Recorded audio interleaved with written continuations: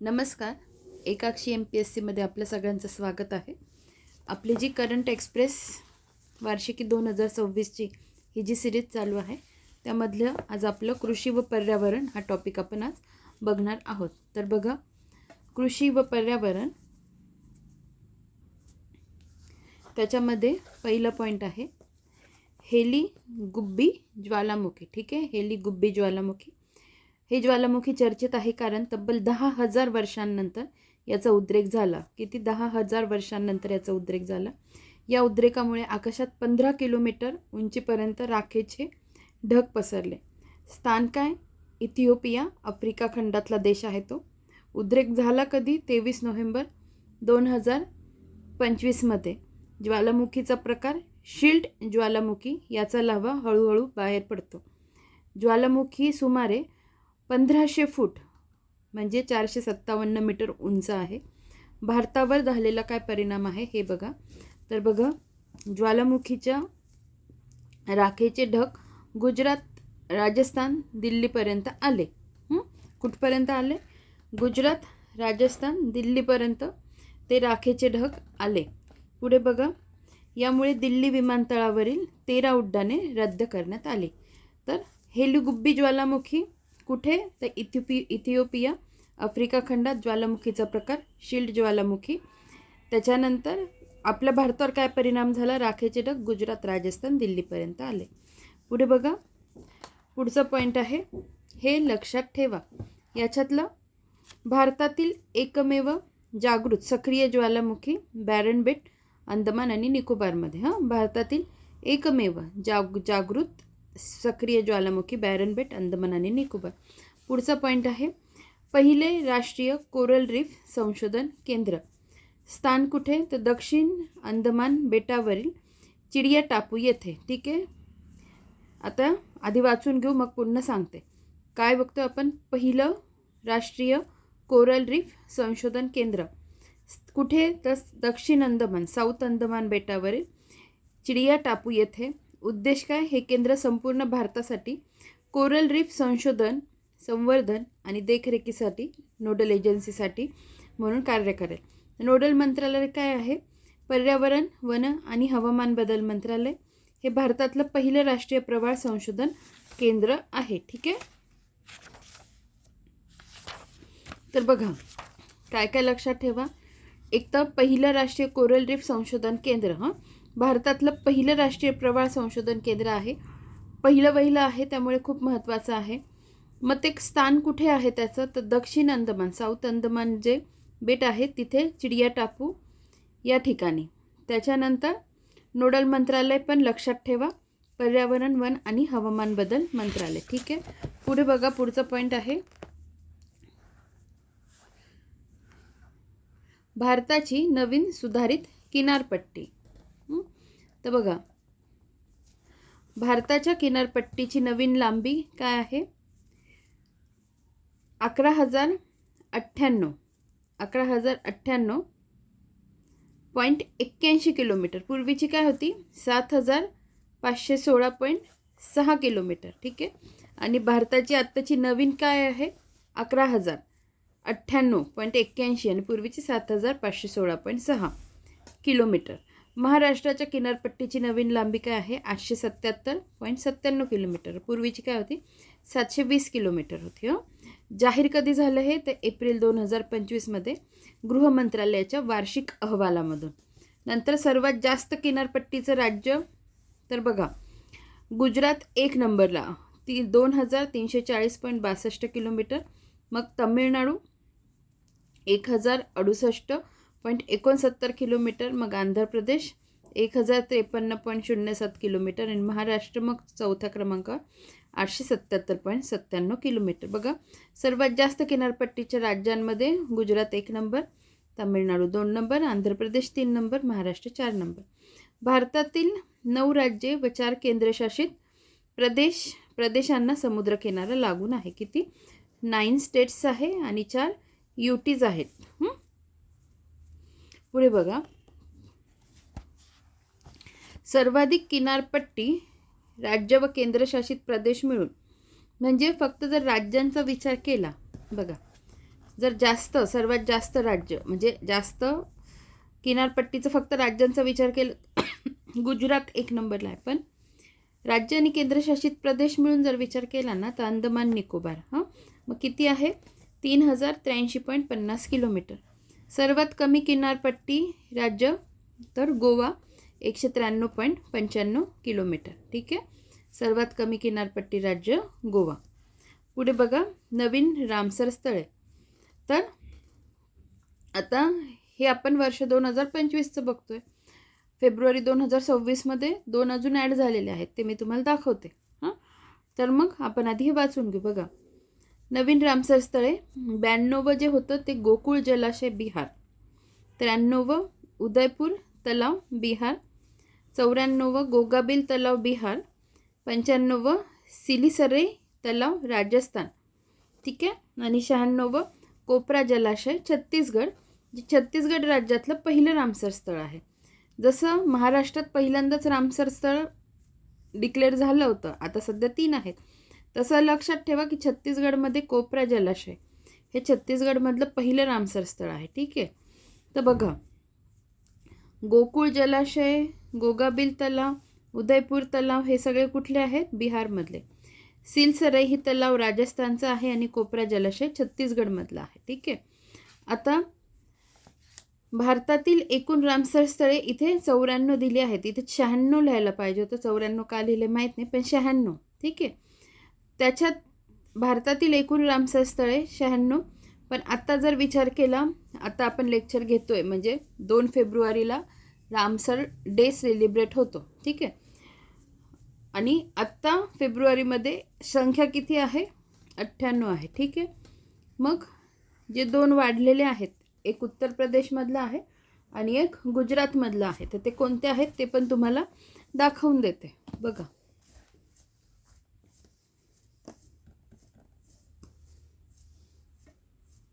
As of February 2026, the 97th and 98th Ramsar site in India are the Patna Bird Sanctuary, Uttar Pradesh and Sharidand, Gujarat, respectively. ठीक आहे, these additions bring the total number of Ramsar sites in India to 98. तर बघा 97th कोणती आहे? एक उत्तर प्रदेशची आहे आणि 98 जी आहे ती गुजरातची आहे.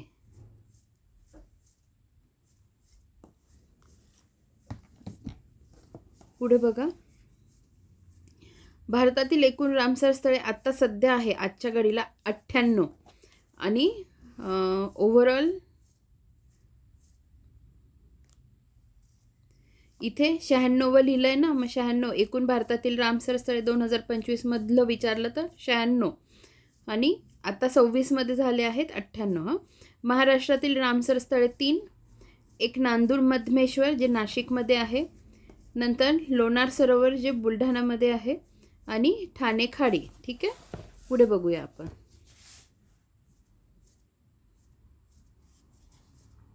जगातील सर्वाधिक रामसर स्थळे कुठे आहे? UK-मध्ये, युनायटेड किंगडममध्ये. किती? 175+. रामसर करार पाणथळ जागांच्या संवर्धनासाठी आणि शाश्वत वापरासाठी केलेला काय आहे? आंतरराष्ट्रीय करार.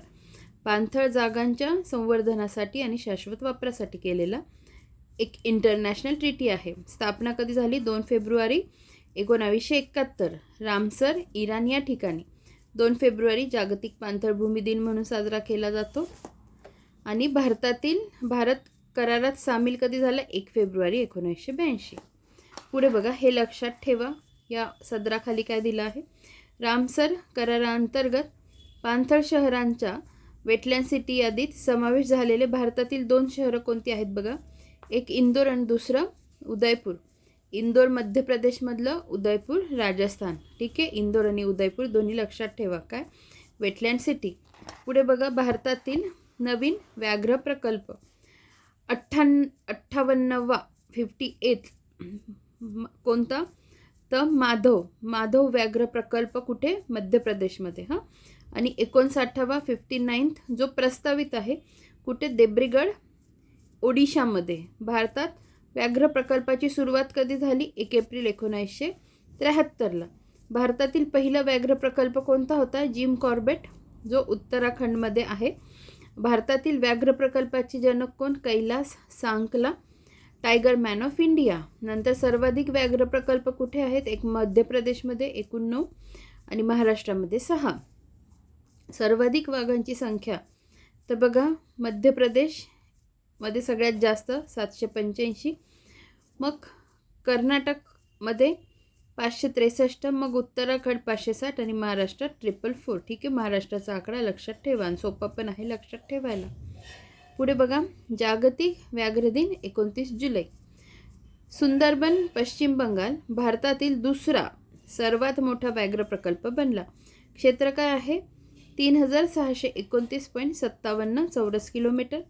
आणि नागार्जुन सागर श्रीशैलम जे आंध्र प्रदेशमध्ये आहे भारतातील सर्वात मोठा व्याघ्र प्रकल्प. क्षेत्र किती आहे? 3727.82 चौरस किलोमीटर. ठीक आहे, जर भारतातील सर्वात मोठा विचारलं तर नागार्जुन सागर श्रीशैलम जे आंध्र प्रदेशमध्ये आहे आणि दुसऱ्या क्रमांकाचा सुंदरबन पश्चिम बंगाल.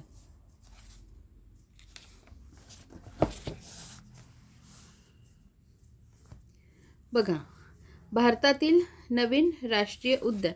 आता आपण इथे जे बघितलं की व्याघ्र प्रकल्प हा 58वा आपण बघितला, माधव व्याघ्र प्रकल्प मध्य प्रदेश. पण 59वा जो आहे प्रस्तावित आहे देब्रीगड ओडिशामध्ये. ह्या गोष्टी पण सोबत लक्षात ठेवत चला. पुढे बघूया आपण.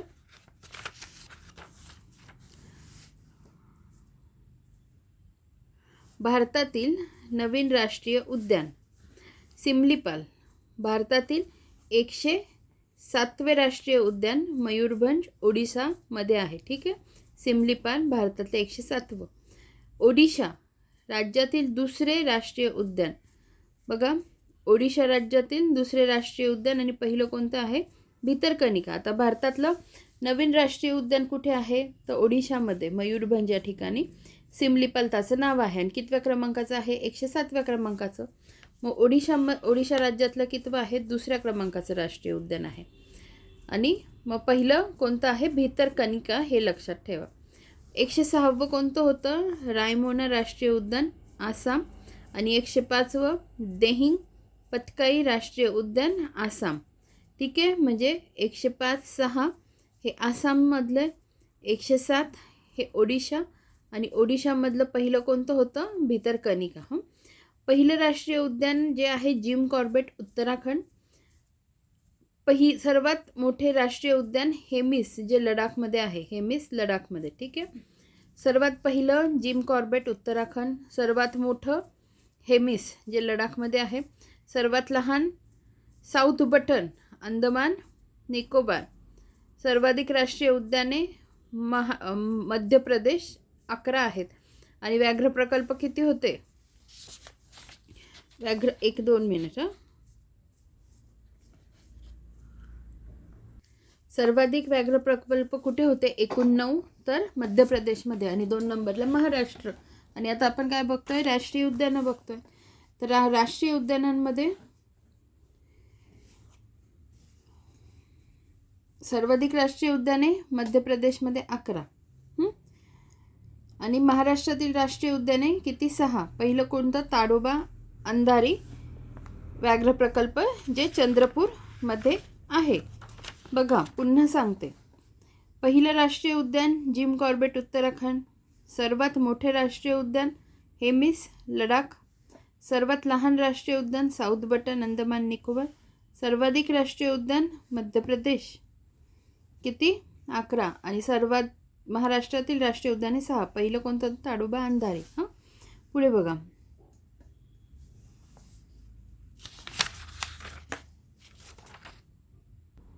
पुढचा पॉईंट बघा. सिंह गणना 2025 आवृत्ती कितवी होती? 16वी. गणना गुजरात वन विभागाद्वारे. एकूण आशियाई सिंहाची गणना 891. बघा सिंह गणना महत्त्वाचं आहे, नीट बघा. सिंह गणना 2025 आवृत्ती 16वी. गणना गुजरात वन विभागाद्वारे. एकूण आशियाई सिंहांची संख्या 891. 2020मध्ये किती होती? 674. वाढून किती झाली? 891. गणनेचे क्षेत्र गुजरातमधील 11 जिल्हे, सिंहगणना दर 5 वर्षांनी होते. पहिली कधी झाली होती? 1936. हे सगळं लक्षात ठेवा. सिंहगणना दर 5 वर्षांनी होते आणि पहिली कधी झाली? 1936मध्ये. भारतातील सिंहांसाठी राखीव एकमेव क्षेत्र गीर राष्ट्रीय उद्यान, जे गुजरातमध्ये आहे. ठीक आहे. पुढे बघा, बिग कॅट अलायन्स. वाघ, सिंह, बिबट्या, हिमबिबट्या, चित्ता, जॅग्वार आणि प्युमा या 7 मार्जार कुळातील प्राण्यांच्या संवर्धनासाठी भारत सरकारने सुरू केलेली जागतिक आंतरसरकारी संघटना. पहिली महासभा कधी झाली? जून 2025मध्ये, नवी दिल्ली या ठिकाणी. अध्यक्ष भूपेंद्र यादव, केंद्रीय पर्यावरण, वन आणि हवामान बदल मंत्री. IBCAचे मुख्यालय कुठे आहे? नवी दिल्ली. सदस्य देश आहे 27. नवीन सदस्य देश आहे रशिया, 19वा. ठीक आहे. जे इंटरनॅशनल बिग कॅट अलायन्स आहे त्याच्यातले जे 7 मार्जार कुळातील प्रजाती आहेत त्या लक्षात कशा ठेवायचा त्याच्यावरचा एक व्हिडिओ आहे, तेवढा फक्त आपण बघून घेऊ. आज आपण बघणार आहोत international big cat alliance. International big cat alliance IBCA, जी जगातील मार्जार कुळातील 7 प्रजातींच्या संवर्धनावर लक्ष केंद्रित करणार आहे. तर आज आपल्याला हेच बघायचं आहे की त्या 7 प्रजाती कोणत्या आहेत. तर त्या 7 प्रजाती लक्षात ठेवताना कशा पद्धतीने लक्षात ठेवायचं हेच मी सांगणार आहे. तर लक्षात ठेवताना 3चे ग्रुप करायचे. पहिला ग्रुप 3चा असेल, दुसरा ग्रुप 2चा आणि तिसरा ग्रुप पुन्हा 2चा. पहिला जो ग्रुप असेल 3चा तो ह्या पद्धतीने लक्षात ठेवायचा. पहिल्या ग्रुपमध्ये लक्षात ठेवायचं वाघ, बिबट्या आणि हिमबिबट्या. पहिला ग्रुप असणार वाघ, बिबट्या आणि हिमबिबट्या. दुसरा ग्रुप असणार, त्याच्यात घ्यायचं सिंह आणि चित्ता. सिंह आणि चित्ता. आणि जो तिसरा आणि शेवटचा ग्रुप असेल त्याच्यात शेवटी येतील प्युमा आणि जॅग्वार. अशा पद्धतीने या 7 प्रजाती आपल्या सहजगत्या लक्षात राहतात. धन्यवाद. आपण अजून एक व्हिडिओ बघू ज्याच्यात फाउंडिंग मेंबर कंट्रीज जे आहेत कशाच्या, तर IBCAच्या इंटरनॅशनल बिग कॅट अलायन्सच्या त्या फाउंडिंग मेंबर कंट्रीज कशा पद्धतीने लक्षात ठेवायच्या ही त्याच्यावरची ट्रिक आहे. ठीक आहे. नमस्कार. आपण IBCA म्हणजे इंटरनॅशनल बिग कॅट अलायन्सचे संस्थापक देश बघणार आहोत. ते एकूण देश आहेत 5. लक्षात कसे ठेवायचे बघा, त्याच्यासाठी ट्रिक आहे. SENIL, SENIL. S for Somalia, E for Eswatini, N for Nicaragua, I for India आणि L फॉर लायबेरिया. ठीक आहे. ही त्याची ट्रिक आहे. आणि हे लक्षात ठेवा, भारत हा संस्थापक देश आहे. कसला? इंटरनॅशनल बिग कॅट अलायन्सचा. धन्यवाद. ठीक आहे. तर मग अशा पद्धतीने आपण या गोष्टी बघितलेल्या आहेत. हां, आता इथे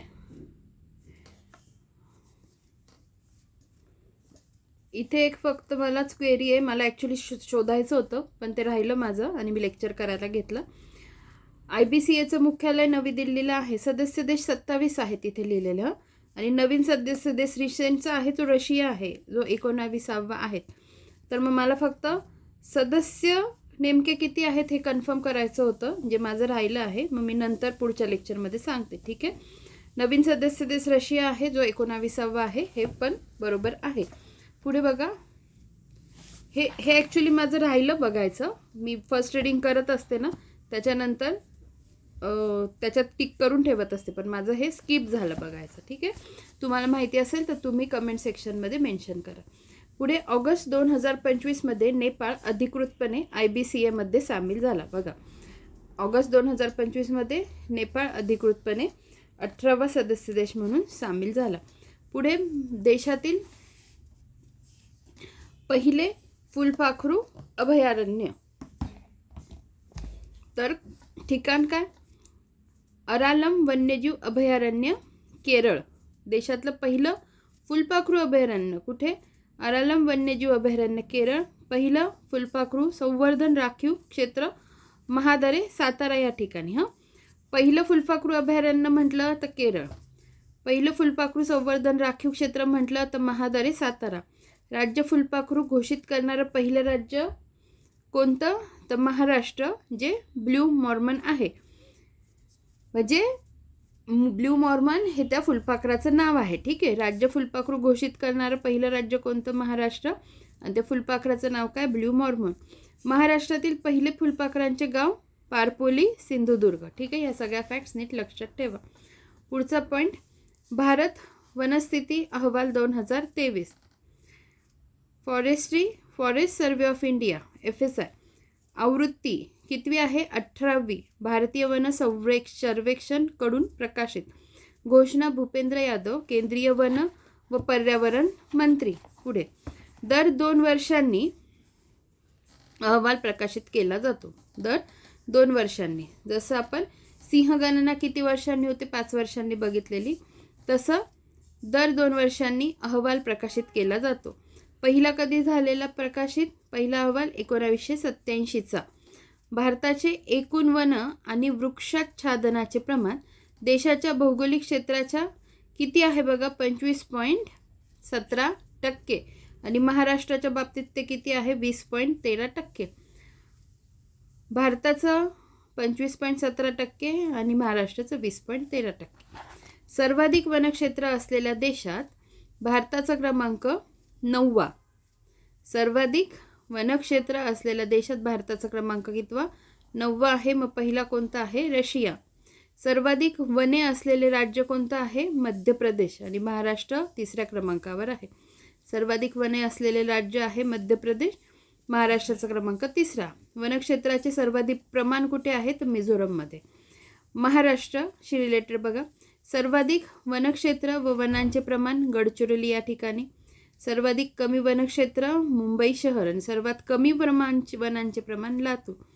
सर्वाधिक कमी वनक्षेत्र म्हटलं तर मुंबई शहर आणि सर्वात कमी वनांचे प्रमाण लातूरमध्ये.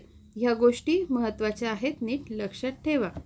पुढे बघा, पहिली डॉल्फिन गणना. सर्वेक्षण करणारी संस्था भारतीय वन्यजीव संस्था, डेहराडून. कालावधी, आता हे पण पहिलं आहे बरोबर, त्यामुळे पहिलं लक्षात ठेवायचं. जसं आपण सुरुवातीलाच पहिलं काय बघितलं होतं? पहिलं राष्ट्रीय कोरल रीफ संशोधन केंद्र, त्याच्यानंतर देशातलं पहिलं फुलपाखरू अभयारण्य. अशा ज्या काही पहिल्या गोष्टी बघितल्या आहेत त्या आपल्याला माहीत पाहिजे. आता आपण काय बघतोय? पहिली डॉल्फिन गणना. सर्वेक्षण करणारी संस्था भारतीय वन्यजीव संस्था, डेहराडून. कालावधी 2021 आणि 2023च्या दरम्यान झाली आहे ही गणना. पुढील सर्वेक्षण 4 वर्षांनी होईल. जसं सिंहगणना 5 वर्षांनी, भारतीय वनस्थिती अहवाल 2 वर्षांनी, तसं पहिली डॉल्फिन गणना 4 वर्षांनी. म्हणजे आत्ता जी झाली आणि आता पुढे येईल 4 वर्षांनी.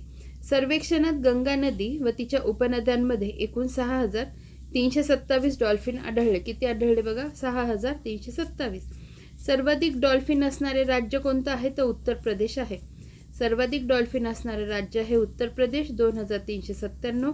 मग आहे बिहार 2,220. मग आहे पश्चिम बंगाल 815.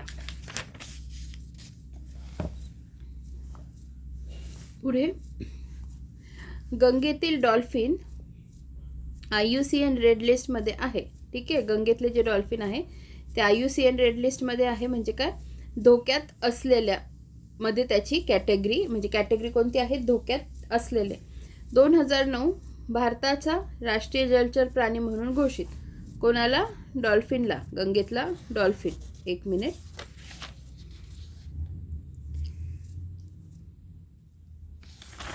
बघा,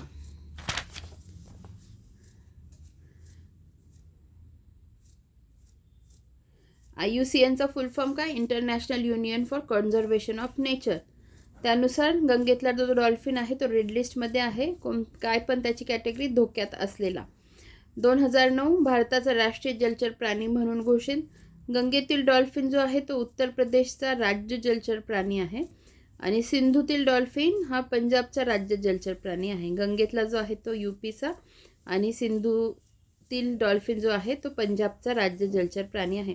प्रोजेक्ट डॉल्फिनची सुरुवात कधी झाली आहे? 15 ऑगस्ट 2020ला. रिसेंट आहे, त्यामुळे नीट लक्षात ठेवा. काय तर प्रोजेक्ट डॉल्फिनची सुरुवात 15 ऑगस्ट 2020ला झालेली आहे. पुढे बघा, महाराष्ट्रातील समुद्र किनाऱ्यांना ब्ल्यू फ्लॅग प्रमाणपत्र. आता याच्यात बघा, आत्ता म्हणजे आधी महाराष्ट्रातल्या एकाही बीचला ब्ल्यू फ्लॅग प्रमाणपत्र नव्हतं, पण आधी 13 होते आणि आता हे किती 5 ॲड झालेले आहेत. त्यामुळे ब्ल्यू फ्लॅग जे प्रमाणपत्र आहे ना, त्यांची संख्या आहे वाढलेली. तर आपण ब्ल्यू फ्लॅग प्रमाणपत्र याच्याविषयी थोडक्यात एक छोटूसा व्हिडिओ बघू आणि आधी कोणत्या कोणत्या याला होतं ते बघून घेऊ. त्याच्यात महाराष्ट्र, जेव्हा मी व्हिडिओ बनवला तेव्हा महाराष्ट्र नव्हतं, पण आता महाराष्ट्रातल्या 5 ठिकाणांना ब्ल्यू फ्लॅग प्रमाणपत्र मिळालं आहे. त्यामुळे ह्या गोष्टी नीट लक्षात ठेवा. बघा, मी तुम्हाला काय सांगितलं की महाराष्ट्रातील 5 बीचेसला ब्ल्यू फ्लॅग सर्टिफिकेशन मिळालं. पण यापूर्वी मी एक व्हिडिओ बनवला होता, त्याच्यात किती 13 बीचेस आहे, ज्याच्यात मी शिकवताना सांगितलं होतं की लक्षात कसं ठेवा की गोव्यामधल्या एकाही बीचला नाही आहे, महाराष्ट्रातल्या एकाही बीचला नाही आहे असं. तर आता पण महाराष्ट्रातल्या बीचेसला आहे, हे नीट लक्षात ठेवा. पूर्वी संख्या होती 13 आणि आता त्याच्यात 5ची ॲड झालेली आहे, एकूण संख्या झाली 18. ठीक आहे, तर आपण तो व्हिडिओ बघून घेऊया. हां, नमस्कार. आज आपण ब्ल्यू फ्लॅग सर्टिफिकेशन किंवा ब्ल्यू फ्लॅग प्रमाणपत्र हे नेमकं कोणत्या राज्यांना मिळालेले आहेत, कोणत्या राज्यातील बीचेसला मिळालेले आहेत हे बघणार आहोत. जानेवारी 2025 मधली न्यूज आहे. तर केरळ राज्यातील 2 बीचेसला, कप्पड आणि चाल, या 2 बीचेसला ब्ल्यू फ्लॅग सर्टिफिकेशन मिळालेलं आहे. मग असे कोणते राज्य आहेत की ज्यांना ब्ल्यू फ्लॅग सर्टिफिकेशन मिळालेलं नाहीये? तर त्याच्यात एक राज्य आहे आपलं महाराष्ट्र, त्याच्यानंतर गोवा आणि त्याच्यानंतर पश्चिम बंगाल. हे 3 राज्य असे आहेत की ज्यांना ब्ल्यू फ्लॅग सर्टिफिकेशन अजिबातही मिळालेलं नाहीये. ठीक आहे, हे 3 राज्य नीट लक्षात ठेवा. नंतर ब्ल्यू फ्लॅग सर्टिफिकेशन हे देणारी संस्था कोणती? तर FEE म्हणजे the foundation for environmental education, जिची स्थापना 1981 मध्ये झालेली आहे. हेडक्वार्टर कुठे आहे? डेन्मार्क, कोपनहेगन येथे. आता आपण सिक्वेन्सने म्हणजे पश्चिमेपासून जे राज्य घेऊ ते पूर्वेपर्यंत आपण राज्यांना कोणत्या कोणत्या ब्ल्यू फ्लॅग सर्टिफिकेशन मिळालं आहे आणि ते बीचेसची नावं बघून घेऊ, कारण जोड्या लावा याच्यात ते विचारू शकतात. तर पहिलं राज्य आहे गुजरात, जिथे आहे शिवराजपूर. दीवमध्ये आहे घोगला. महाराष्ट्र गोव्यामध्ये एकही नाही आहे. कर्नाटकमध्ये आहे 2. कोणते कोणते? तर कासारगोड आणि पादुबिद्री. त्याच्यानंतर त्याच्या खाली कोणतं राज्य येतं? केरळ, जे रिसेंटमध्ये मिळालं आहे कप्पड आणि चाल. त्याच्यानंतर तमिळनाडूमध्ये एक येतं, कोणतं? तर कोवलम. नंतर पुद्दुचेरीमध्ये येतं इडन. नंतर आंध्र प्रदेशमध्ये येतं ऋषिकोंडा. मग ओडिशामध्ये येतं गोल्डन बीच. पश्चिम बंगालमध्ये नाहीये. मग राहतात कोणते 2? तर आपले बेट. अंदमान निकोबारमध्ये कोणतं येईल? राधानगर. आणि जे लक्षद्वीप बेट आहे तिथे कोणते येतात? तर तिथे 2 येतात, एक थुंडी, मिनिकाय थंडी किंवा मिनिकाय थुंडी, आणि एक येतं कदमत. अशा पद्धतीने 13 ठिकाणांना, 13 बीचेसला भारतातील ब्ल्यू फ्लॅग प्रमाणपत्र मिळालं आहे. धन्यवाद. ठीक आहे, राहील एवढं लक्षात तुमच्या. तर आपण ती न्यूज बघून घेऊ. हां, बघा, महाराष्ट्रातील समुद्रकिनाऱ्यांना ब्ल्यू फ्लॅग प्रमाणपत्र प्रदान Denmark foundation for environmental education संस्थेकडून महाराष्ट्रातील 5 समुद्रकिनाऱ्यांना पहिल्यांदाच आंतरराष्ट्रीय ब्ल्यू फ्लॅग प्रमाणपत्र मिळाले. त्याच्यातलं बघा, रायगडमधले किती आहे? रायगडमधले आहेत 2, रत्नागिरीमधले आहे 2 आणि पालघरमधला आहे 1, असे टोटल 5. रायगडमधले बघा कोणते आहे? श्रीवर्धन आणि नागाव. रत्नागिरीतलं आहे गुहागर आणि लाडघर. रत्नागिरी. आणि पालघरमधलं कोणतं आहे? तर पारनाका. ठीक आहे. स्वच्छता, सुरक्षा आणि पर्यावरण व्यवस्थापन आणि पाणी गुणवत्ता यासारख्या प्रमुख आंतरराष्ट्रीय मानकांचे पालन करणाऱ्या समुद्रकिनाऱ्यांना हे प्रमाणपत्र दिले जाते. पुढे बघा, राज्य कृषी विभागाचे नवीन बोधचिन्ह. तर हे आहे ते नवीन बोधचिन्ह. कसलं? राज्य कृषी विभागाचं नवीन बोधचिन्ह. महाराष्ट्र राज्य कृषी विभागाने तब्बल 38 वर्षांनंतर बोधचिन्ह व घोषवाक्य बदलले आहे. बोधचिन्हाचे अनावरण कधी झालं? 11 नोव्हेंबर 2025 रोजी मुख्यमंत्र्यांच्या हस्ते. मुख्य ओळ, आदर्श वाक्य काय? कृषी कल्याण कर्तव्यम, जे इथे दिसतंय तुम्हाला. ठीक आहे. नवीन कृषी विभागाचे घोषवाक्य, शाश्वत शेती समृद्ध.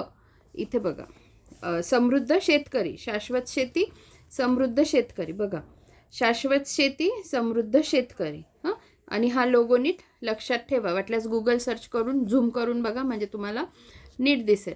पुढे बघा, भारतातील पहिला चित्ता सफारी प्रकल्प. आपण पहिलं काय काय बघितलं बघा. एक तर पहिलं फुलपाखरू अभयारण्य पाहिलं. नंतर आपण पहिलं बघा कोरल रीफ संशोधन केंद्र बघितलेलं. त्याच्यानंतर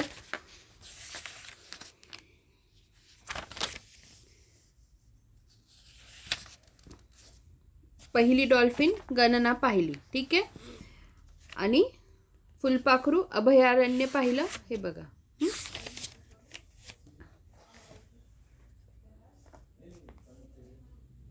आणि आता आपण काय बघतोय, भारतातील पहिला चित्ता सफारी प्रकल्प. हां, तर बघा, ठिकाण कुनो राष्ट्रीय उद्यान मध्य प्रदेश. भारतातील पहिला चित्ता सफारी प्रकल्प. ठिकाण कुनो राष्ट्रीय उद्यान मध्य प्रदेश. सुरुवात 1 ऑक्टोबर 2025. सुरुवात 1 ऑक्टोबर 2025 मध्ये. प्रोजेक्ट चित्ता त्याची सुरुवात कधी झाली, 2022 पासून. हां, बघा पुन्हा वाचते. भारतातील पहिला चित्ता सफारी प्रकल्प. ठिकाण कुनो राष्ट्रीय उद्यान मध्य प्रदेश. सुरुवात 1 ऑक्टोबर 2025 रोजी. प्रोजेक्ट चित्ता सुरुवात झाली 2022 मध्ये. 1952 भारतातून चित्ता नामशेष झाला. 17 सप्टेंबर 2022 नामिबियातून 8 चित्ते भारतात आणले. आणि 18 फेब्रुवारी 2023ला दक्षिण आफ्रिकेतून 12 चित्ते भारतात आणले. 17 सप्टेंबर 2022ला नामिबियातून 8 चित्ते आणि 18 फेब्रुवारी 2023ला दक्षिण आफ्रिकेतून 12 चित्ते. 2025 मधील महत्त्वाचे GI टॅग उत्पादने. हां, पन्ना डायमंड, ग्वाल्हेर सँडस्टोन मध्य प्रदेश. त्याच्यानंतर बनारस पान, लंगडा आंबा, मथुरा जरी पोशाख उत्तर प्रदेश. नंतर काळा soybean Uttarakhand. Kutch Ajrak, Ambaji marble, Saudagiri block print Gujarat. Sitar व तानपुडा दगडी ज्वारी महाराष्ट्र. येवलाई फुलमाळा कुंभकोणम पान. वोरेयूर कापसाची साडी. थुयमल्ली तांदूळ तमिळनाडू. आणि खासी हँडलूम मेघालयचं. ठीक आहे. आता आपलं मेन न्यूज झालेले आहेत. आणि आता आपण काय बघणार आहोत, वन लायनर. ठीक आहे. एकाच लेक्चरमध्ये आपला प्रयत्न आहे सगळं कंप्लीट करून घ्यायचा. वन लायनर बघा. गुजरातला तब्बल 33 वर्षांनंतर व्याघ्र उपस्थिती असलेले राज्य दर्जा देण्यात आला. गुजरातला तब्बल 33 वर्षांनंतर व्याघ्र उपस्थिती असलेले राज्य दर्जा देण्यात आला. मेघालय राज्याने प्लास्टिक प्रदूषण कमी करण्यासाठी ग्रीन डिपॉझिट स्कीम सुरू केली. ग्रीन डिपॉझिट स्कीम, 1-2 मिनिट फक्त.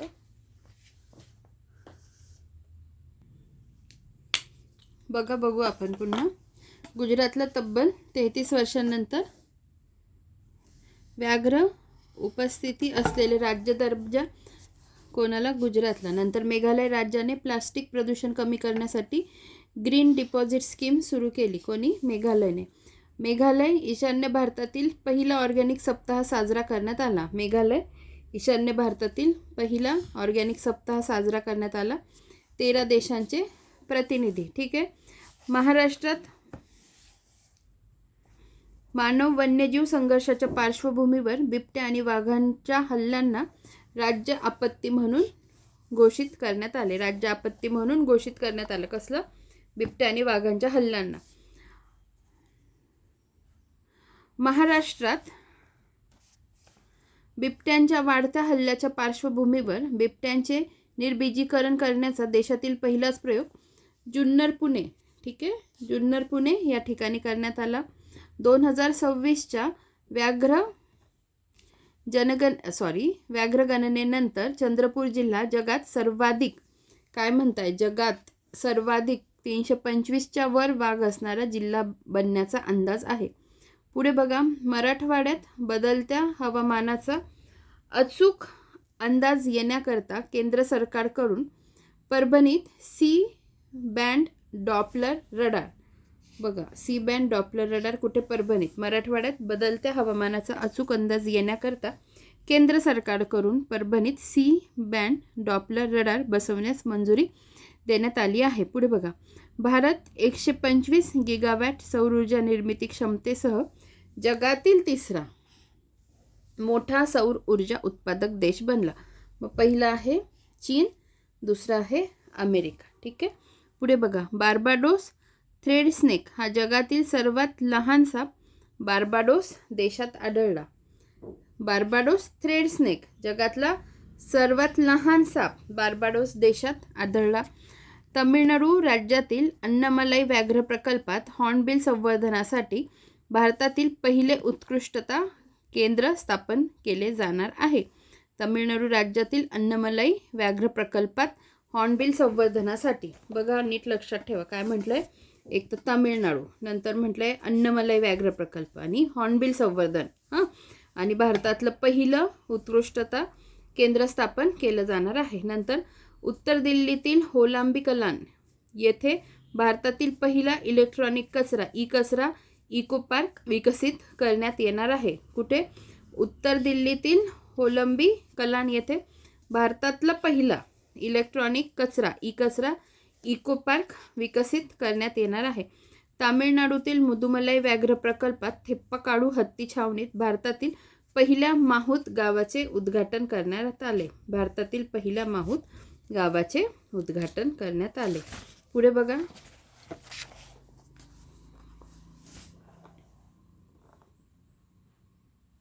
दोन 2024 हे वर्ष 1901 नंतर भारतातील सर्वात उष्ण वर्ष ठरले. 2024 हे 1901 नंतर भारतातील सर्वात उष्ण वर्ष ठरले. किसान कवच या देशातील पहिल्या अँटी कीटकनाशक बॉडी सूटचे अनावरण करण्यात आले. काय आहे किसान कवच? देशातील पहिल्या अँटी कीटकनाशक बॉडी सूट. पंतप्रधान नरेंद्र मोदींच्या हस्ते आसाममधील गोलाघाट जिल्ह्यात देशातील पहिल्या बांबू आधारित इथेनॉल प्रकल्पाचे उद्घाटन करण्यात आले. कुठे पण? आसाममधील गोलाघाट जिल्ह्यात. उत्तर प्रदेशातील खुर्जा येथे जगातलं पहिले पूर्णपणे सिरॅमिक कचऱ्यापासून पार्क तयार करण्यात आले आहे. देशातील पहिले गिधाड संवर्धन पोर्टल आसाम राज्यात सुरू करण्यात आले. देशातलं पहिलं वल्चर कॉन्झर्वेशन गिधाड संवर्धन पोर्टल आसाम राज्यात सुरू करण्यात आले. Portal now the vulture network. नेपाळमधील लांगटांग येथील याला हिमनदीला अधिकृतपणे मृत घोषित करण्यात आले. कोणती? याला हिमनदी. कुठे? नेपाळ. भारतातील पहिल्या हायड्रोजनवर चालणाऱ्या रेल्वेची यशस्वी चाचणी हरियाणातील जिंद ते सोनीपत मार्गावर घेण्यात आली. भारतातील पहिल्या हायड्रोजनवर चालणाऱ्या रेल्वेची यशस्वी चाचणी हरियाणातील जिंद ते सोनीपत मार्गावर घेण्यात आली. पुढे बघा, पुण्यातील इंडियन इन्स्टिट्यूट ऑफ ट्रॉपिकल मेट्रोलॉजीतर्फे मालदीवच्या हनीमधू बेटावर हवामानशास्त्रीय वेधशाळा विकसित केली जाणार आहे. पुण्यातील इंडियन इन्स्टिट्यूट ऑफ ट्रॉपिकल मेट्रोलॉजीतर्फे. ठीक आहे. आसाममधील काझीरंगा येथे भारतातील पहिली गवताळ प्रदेशात पक्षी गणना करण्यात आली. 2023च्या हत्ती गणनेनुसार भारतातील हत्तींची सरासरी संख्या 22,446 आहे. 2023च्या हत्ती गणनेनुसार भारतातील सरासरी हत्तींची संख्या बघा, लक्षात ठेवायला सोपं आहे, 22,446 आहे. तसेच सर्वाधिक हत्तींची संख्या कर्नाटकमध्ये 6,013, आसाममध्ये 4,159 आहे. म्हणजे सगळ्यात जास्त कर्नाटकमध्ये, त्याच्यानंतर कुठे? आसाममध्ये. महाराष्ट्रात 63 वन्य हत्ती आहे. भारतात एकूण 33 हत्ती अभयारण्य आहे. किती? 33. 2025च्या आंतरराष्ट्रीय सौर आघाडीचे अधिवेशन नवी दिल्लीतील भारत मंडपम या ठिकाणी पार पडले. 2025च्या आंतरराष्ट्रीय सौर आघाडीचे म्हणजे इंटरनॅशनल सोलर अलायन्सचे अधिवेशन भारतातल्या नवी दिल्लीतील भारत मंडपम या ठिकाणी पार पडले. मुख्यालय गुरुग्राम, हरियाणा. हिमाचल प्रदेशातील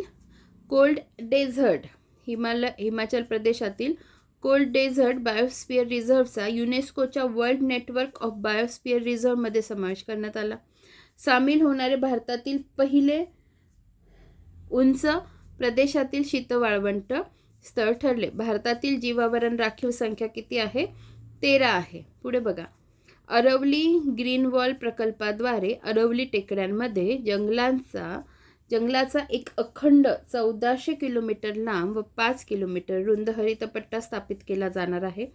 हरियाणा, राजस्थान, गुजरात, दिल्लीतील 29 जिल्ह्यांमध्ये झाडे लावली जाणार आहे. ठीक आहे. भारतीय हवामानशास्त्र विभागाच्या IMD विभागाच्या स्थापनेला 15 जानेवारी 2025 रोजी 150 वर्षे पूर्ण झाली. स्थापना 15 जानेवारी 1875. मुख्यालय नवी दिल्ली.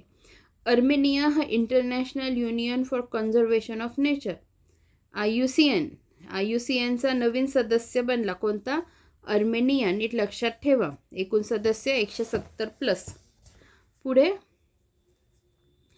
बेंगलुरू कर्नाटक येथील बन्नेरघाट बायोलॉजिकल पार्क हे भारतातील पहिले पूर्णपणे सौर ऊर्जेवर चालणारे प्राणी संग्रहालय बनले. काय? तर बंगळुरू कर्नाटक येथील बन्नेरघट्टा बायोलॉजिकल पार्क हे भारतातील पहिले पूर्णपणे सौर ऊर्जेवर चालणारे प्राणी संग्रहालय बनले. त्यानंतर अंदमान निकोबार बेटांवरील भारतातील एकमेव मड ज्वालामुखी 12 टांग मड ज्वालामुखीचा उद्रेक ऑक्टोबर 2025 मध्ये पाहायला मिळाला. बॅरन बेट भारतातील एकमेव सक्रिय ज्वालामुखी. पुढे सोलापूर शहराला पाणी पुरवठा करणाऱ्या एकरूप हिप्परगा तलावाला आंतरराष्ट्रीय सिंचन आणि निचरा आयोगाकडून जागतिक वारसा दर्जा जाहीर करण्यात आला. आंतरराष्ट्रीय निसर्ग संवर्धन संघाने IUCNने पाल्कच्या खाडीतील भारताच्या पहिल्या डुगॉंग संवर्धन क्षेत्राला औपचारिक मान्यता देणारा प्रस्ताव स्वीकारला आहे. कोणी? IUCN. आंतरराष्ट्रीय निसर्ग संवर्धन संघाने पाल्कच्या खाडीतील भारताच्या पहिल्या डुगॉंग संवर्धन क्षेत्राला औपचारिक मान्यता देणारा प्रस्ताव स्वीकारला आहे. डुगॉंगला समुद्री गाय म्हणून ओळखले जाते. इमेजेस बघून घेत जा. वर्ल्ड एअर क्वालिटी रिपोर्ट 2024 नुसार दिल्ली सलग 6व्या वर्षी जगातील सर्वात प्रदूषित राजधानी ठरली. भारतातील सर्वात प्रदूषित शहर बर्निहाट मेघालय आसाम सीमेवर आहे ते ठरलं. ठीक आहे. सर्वाधिक प्रदूषित शहर. राष्ट्रीय हळद मंडळाचे मुख्यालय निजामाबाद तेलंगणामध्ये. दुग्धजन्य गुरे आणि म्हशींसाठी लंपी स्किन डिसीज साठी जगातील पहिली लस बायो लंपी व्हॅक्सिन. ठीक आहे. दुग्धजन्य गुरे व म्हशींसाठी लंपी स्किन डिसीजसाठी जगातील पहिली लस बायो लंपी व्हॅक्सिन. पुढे भारतातील पहिले पांढऱ्या वाघांचे प्रजनन केंद्र रेवा मध्य प्रदेश. पुढे देशातील पहिले सेंद्रिय मत्स्यपालन क्लस्टर सिक्कीम. देशातील पहिले झिरो वेस्ट शून्य कचरा विमानतळ देवी अहिल्याबाई होळकर इंदोरमधलं. केवळ भाजी म्हणून वापरासाठी विकसित केलेली भारतातील पहिली आल्याची जात IISR सुरसा. IISR सुरसा काय आहे? केवळ भाजी म्हणून वापरासाठी विकसित केलेली भारतातील पहिली आल्याची जात. जगातील सर्वाधिक दुग्ध उत्पादक देश कोणता? भारत. भारतातील पहिले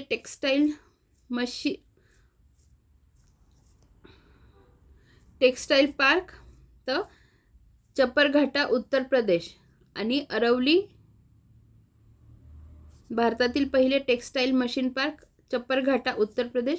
अरवली टेकड्यांमध्ये आशियातील सर्वात मोठी जंगल सफारी विकसित करणारे राज्य कोणतं? तर हरियाणा.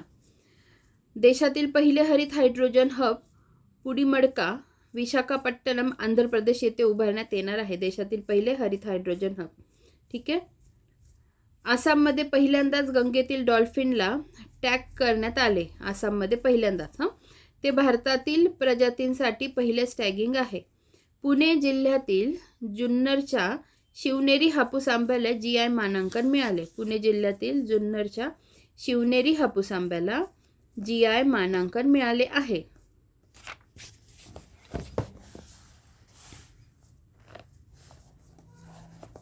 पुढे बघा.